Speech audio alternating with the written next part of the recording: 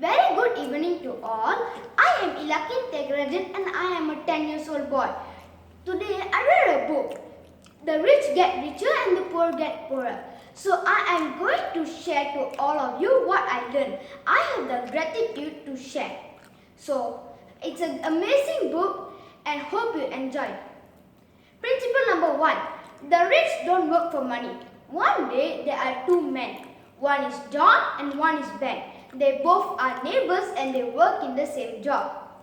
Ben works for money every hour of the day, but he can't get ahead. But what John does is, he spends every hour of the day finding assets. He always has a lot of money. So people find different ways of how to choose earning money. Some people think that they find money, they can have money. And some people think that they need asset to get money. The truth is, if you have asset, you can get money. If you have money but you don't have asset, that is the asset. The money you have is already the asset. So that's how you can turn asset into money. So these are due to all the emotions that people have. Some people have the emotions of greed. I want money, I want money, I want money. They are so greedy of money. And some people have the fear. If I get too much money, maybe there will be something wrong. Maybe I will get down. That is the fear. And some people say that, nah, I don't care about money. I'm not interested in it. But then in their heart, it might be something that they don't want to tell in open. Did you know that a fear or a desire can lead you to a biggest trap in the world? In your life? So I give you a clue about the biggest trap. This trap is so big that it can be devastating, or maybe your life can collapse. So this is how the biggest trap we do. It must be something that you don't desire and something that you are very, very, very scared of. So you have fear about it. You have the fear about it. So this is how the biggest trap is going to be. It's not like you getting stuck in a cage with a lion. It's not something like that. But it's something more logic, sensible, and something that you really, really don't want to happen in your life. Principle number 2, financial literacy. Many people don't know the difference between liability and asset. Liability is when you take out the money from your pocket and use on it.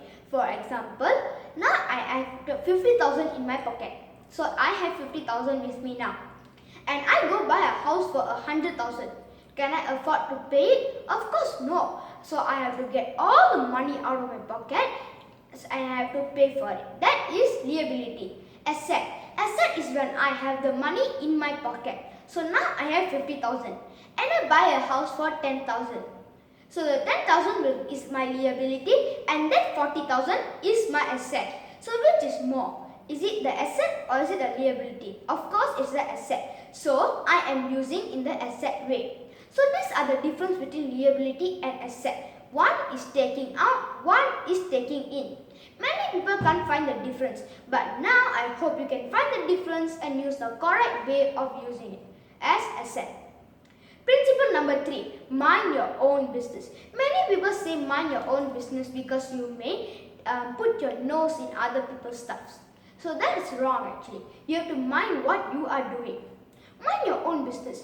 Always remember to keep a strong and well-built and maintained asset for your financial life.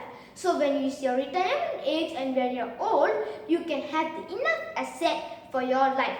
So that is strong asset. Now, 3 things. I'm going to tell you 3 things that are very, very important. First is properties. Properties is when you have a house that you something have or something you will have with. So something like family. Family is when I am with. I have with my child and all. That is family. And if I want have something is when I have a house, a big car and something that I have. So that is properties. Number 2, website. Website is when I have a clear life, a beautiful life ahead of me. I know what am I doing, I know what am I thinking, I know what am I going to be for my future. So that is website. Number 3, the last one of principle 3, income. Income is when I have the positive income to use for positive things like pay my bills and help my family growth and many other stuffs. So I hope you understand how to use your money and what you can do with it. Principle number 4. The power of cooperation. With the power of cooperation is due to your IQ. IQ is something that you use your brain and try to function something. You try to make it work. You try to happen something. Something like you want to make it happen. You have the burning desire to do it. That is your IQ. So you want to think this and you do it. That's IQ. So in IQ there are 5 things. Accounting, investing, understanding marketing and law. Number 1, accounting. Accounting is when I have my account and I try to make the project come alive. So I will pay all the things that, all the product. So now I'm going to build product A. All the money, I will take a few of my money and try to get the equipments. So for the product A, whatever I need, whatever I have, I will try to combine and I will try to make the number product A. So product A, then after I make the product A as a prototype and I launch it, I will invest it. So I will specify every part. So every single part, everything, how the people want it, how can I upgrade it. So if the people want it, that if I double clap means it will on. So I can set it as a sound clapper. And if they want one clap means off. So I can set it something like that. And maybe some people want it to be flashy and bright. So maybe I can do that. So that is investing, where I get all the things and I can do it. Understanding marketing. So I will understand what the people want to do it in my prototype and upgrade it and launch it, the new upgrade one again. Law. Law is when something similar to patent. So it's something when I want to do something and I patent the product A. So then other people can't take my idea. It's against the law because I already patented it. But if I never patent product A, they will take the idea away and use it as their own. Principle number 5. The rich seize opportunities to invent money. So in the real world, many people think only the smartest can go ahead. But that's wrong. Many people think the smartest can go ahead. But what everyone is, the truth is, actually the bravest one only can go ahead. The person that is a risk taker. He takes a sacrifice to become very famous, popular. So for example, this person wants to launch a product B. So this person wants to launch product B and he has to make a big sacrifice for it. So he will take that risk, he will face the sacrifice, he will make that sacrifice, and one day product B will be around the world. So that is how you try to make and invent money. So when you invent a product, he invented product B, it's very common. But then when the world gets to know worldwide, it is inventing money. So he gets to invent whatever, he gets to get the money, and is something like profit. Principle number 6, work to learn. Many people think that if you work to learn, you get smarter. But that's not it. You don't work to learn to just get smarter. You work to learn because you want to learn. You want to get why you work to learn is because you want to know for your future studies. You want to get more knowledgeable. You want to think something and how to upgrade it. That is work to learn. Many people have to learn many subjects because they have to learn a lot. One thing is that many people don't know many things. The only thing they know is just the small part. But there are many more to learn around the world. Principle number 7. So this is going to be the last principle of this of this book, that richer get richer and poorer get poorer. So now principle number 7, overcoming obstacles. So in our life we may overcome obstacles. My father has told me many parts about overcoming obstacles, and that is when I try to overcome fear. So fear is when I think, I can't do this, oh no, I'm in a terrible job, oh no, I can't do this. Is when you get stressed and head pain.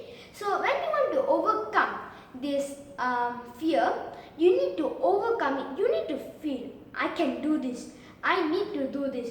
You need to have you don't have to have the self-doubt as cynicism. You need to have the power, the courage, the mindset, the powerful mindset that will never change your mind. That is fear. As I told you, cynicism is number 2. So cynicism is when you feel self-doubt. You don't know if this is going to be perfect. Can you do this? That is cynicism. But if you think you can do this, means you already will do it. That is how you overcome cynicism.